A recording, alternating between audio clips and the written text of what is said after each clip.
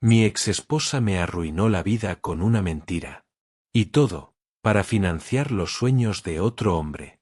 Me llamo Alejandro, tengo 42 años, y hasta hace 3 meses, creía que mi vida era casi perfecta.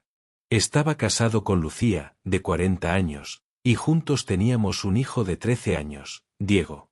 Nos conocimos en la universidad y empezamos a salir. La relación avanzó rápido. A los pocos meses, Lucía quedó embarazada. Yo tenía mis dudas, era muy pronto, pero ella estaba segura de seguir adelante. Decidí apoyarla incondicionalmente. Nos mudamos juntos y, cuando nació Diego, cualquier duda se esfumó. Estaba loco por ese niño y por Lucía. Diego era mi mini yo, el mismo pelo negro rebelde, los mismos ojos castaños y esa sonrisa que ilumina todo.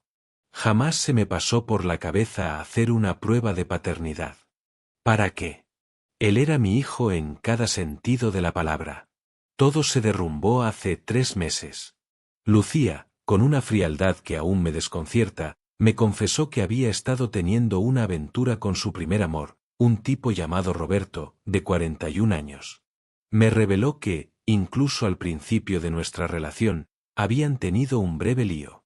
La razón por la que nunca me lo contó fue porque, justo después de aquello, supo que estaba embarazada.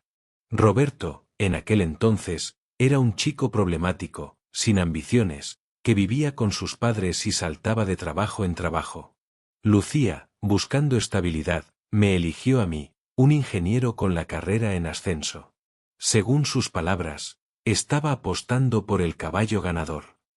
Pero ahora, se había dado cuenta de que el dinero no lo era todo. Se había reencontrado con Roberto en una boda familiar hacía medio año y el viejo amor había resurgido. Roberto, ahora, era un empresario con un negocio prometedor. La parte más devastadora vino después. Me dijo que, desde el principio, había sabido que Diego no era mi hijo biológico. Había hecho una prueba de paternidad justo después de nacer.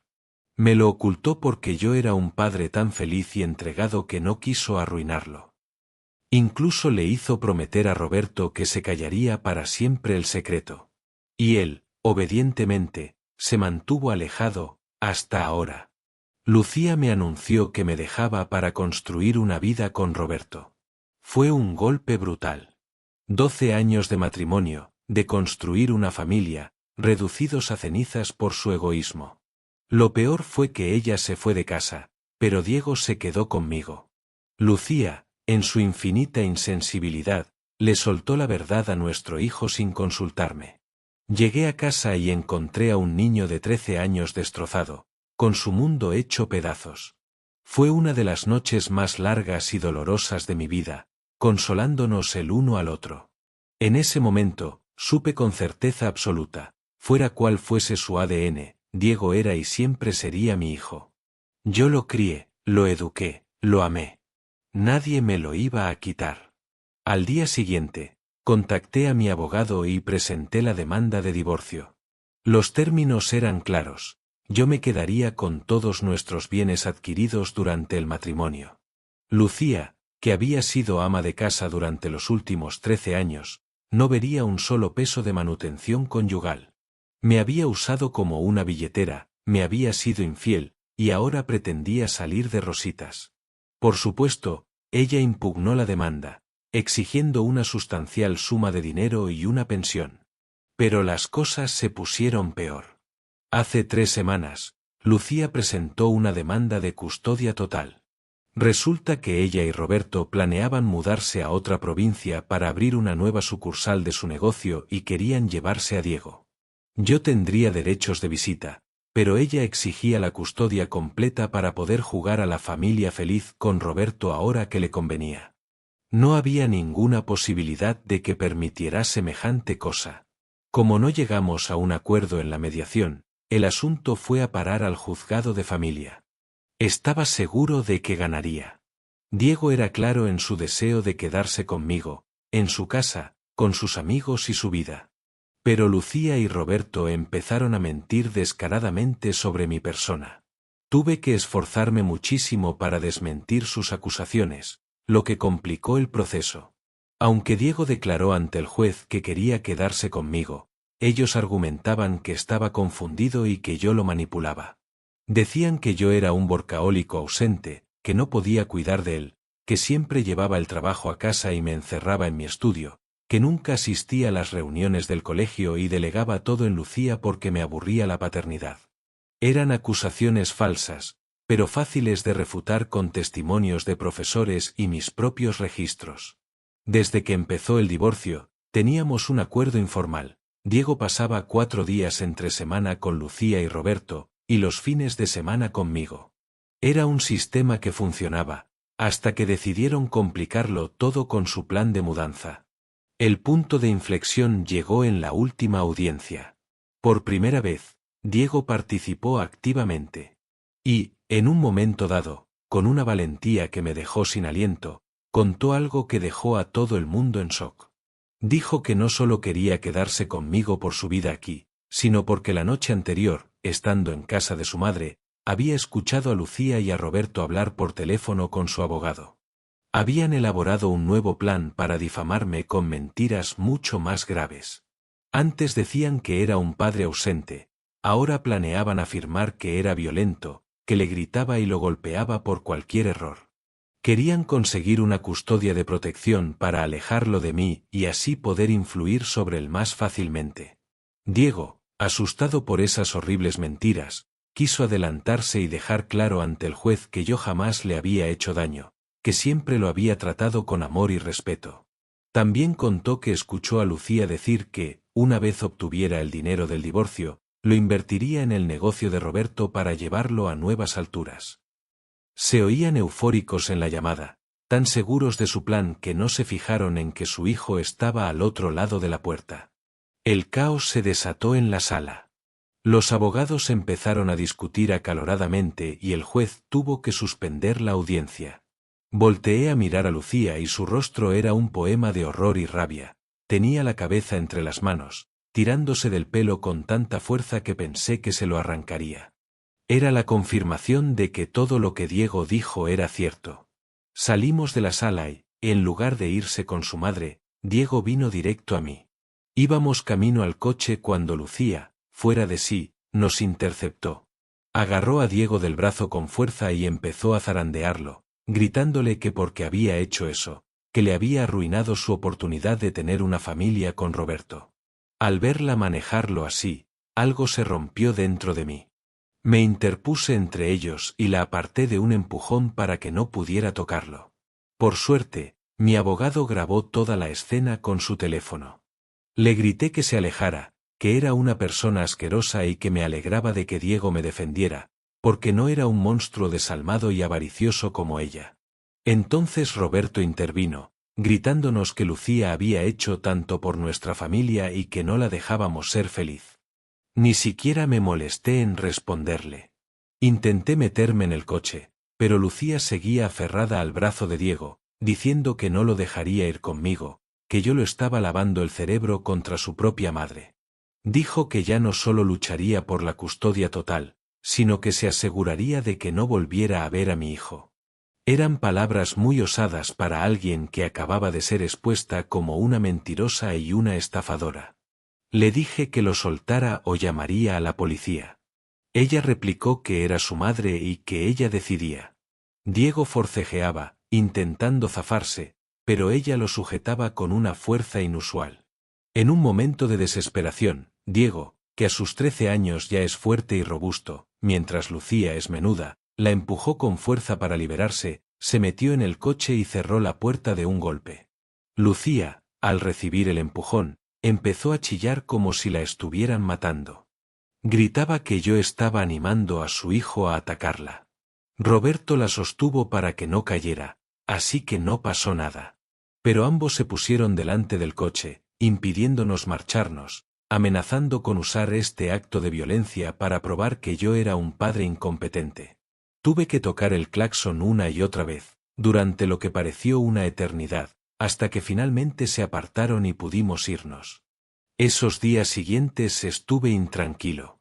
¿Debía haber regañado a Diego por empujar a su madre? Bajo aquellas circunstancias extremas, Creo que solo intentaba defenderse, pero no quería que pensara que la violencia es la solución.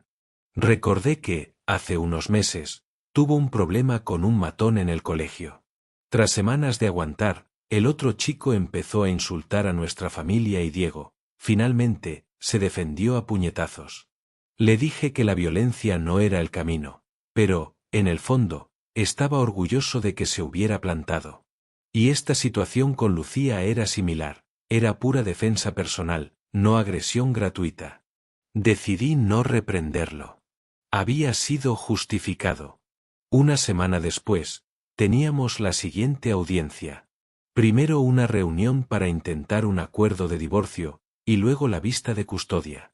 Tras la revelación de Diego, sus posibilidades eran nulas. La noche antes, hablé con mi hijo. Estaba nervioso por ver a su madre después del incidente. Me confesó que le costaba no importarle su opinión, porque, al fin y al cabo, era su madre biológica y habían sido una familia durante muchos años.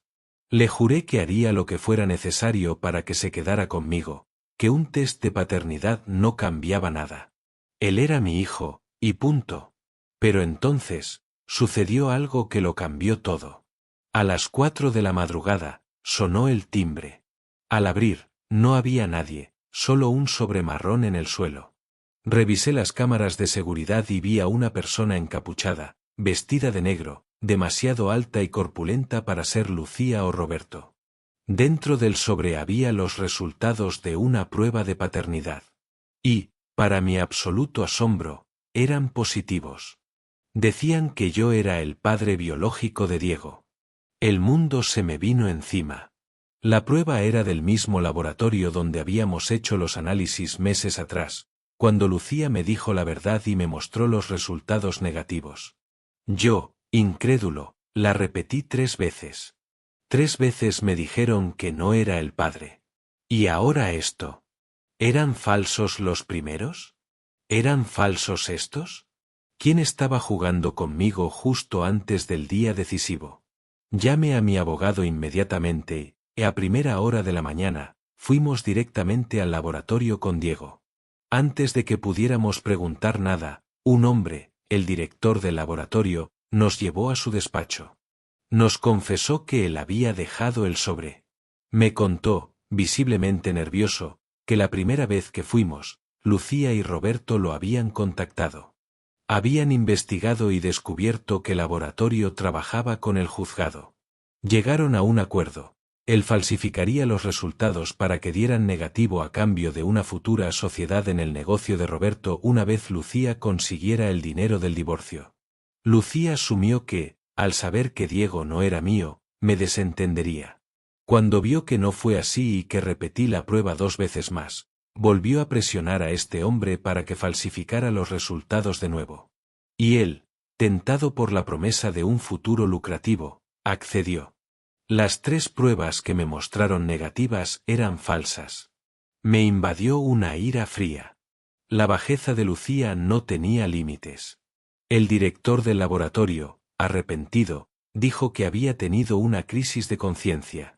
Se había mantenido en contacto con Lucía y supo del fiasco en el juzgado.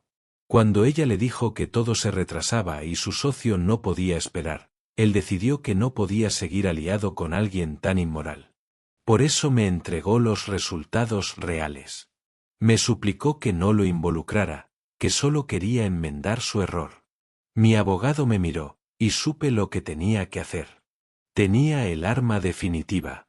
Fuimos directo al juzgado. Antes de la reunión de divorcio, tomé a Lucía a un lado. Le mostré el documento. Se acabó el juego, Lucía.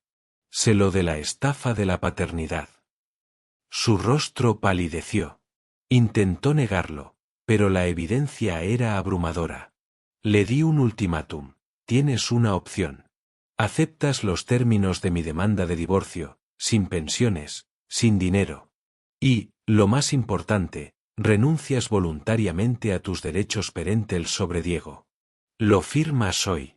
Si no, no solo perderás el caso, sino que presentaré una demanda por fraude y falsificación de documentos. Acabarás en la cárcel. Ella forcejeó, Lloró, gritó. Es mi hijo. No puedo renunciar a él, decía. Mi respuesta fue cortante. Una madre de verdad no habría hecho lo que tú le hiciste a tu propio hijo. Es mi oferta final. Tómalo o déjalo. Después de 10 minutos de tensa negociación, con su abogado susurrándole al oído, finalmente cedió. La derrota en su rostro era completa. Firmó el acuerdo de divorcio, renunciando a cualquier pretensión económica. Y luego, en la audiencia de custodia, ante la mirada atónita del juez y de todos los presentes, declaró que renunciaba voluntariamente a sus derechos parentales. Fue un giro tan brusco que dejó a todos desconcertados. Pero a mí no me importó. Había ganado. Horas más tarde, salimos del juzgado, mi abogado y yo. En unos días, los papeles estarán listos y todo será oficial. Lucía y Roberto se desvanecieron de nuestras vidas. Esa noche, en casa, abracé a Diego con una fuerza que no usaba desde que era un niño pequeño. Todo ha terminado, hijo. Es solo tú y yo ahora. Él me devolvió el abrazo. Siempre lo ha sido, papá, susurró. Y supe, con una certeza que atravesaba todo el dolor y la traición, que era la verdad más grande que jamás tendríamos. El fraude había intentado robarme a mi hijo, pero solo logró demostrar que el amor, el de verdad, no necesita de un laboratorio para existir. Nuestra familia era más pequeña ahora, un equipo de 2, pero era real, era nuestra, y era inquebrantable. Por primera vez en meses, respiramos en paz, listos para escribir un nuevo capítulo, uno sin mentiras, solo con la verdad que nos unía. Éramos padre e hijo, para siempre.